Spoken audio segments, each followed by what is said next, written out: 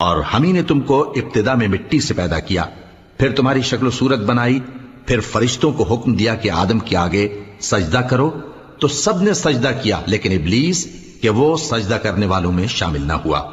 اللہ نے فرمایا جب میں نے تجھ کو بھی حکم دیا تھا تو کس چیز نے تجھے سجدہ کرنے سے باز رکھا؟ اس نے کہا کہ میں اس سے افضل ہوں، مجھے تو نے آگ سے پیدا کیا ہے اور اسے مٹی سے بنایا ہے۔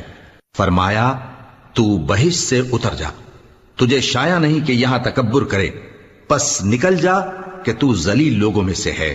اس نے کہا کہ مجھے اس دن تک مہلت عطا فرما جس دن لوگ قبروں سے اٹھائے جائیں گے۔ فرمایا اچھا، تجھ کو مہلت دی جاتی ہے۔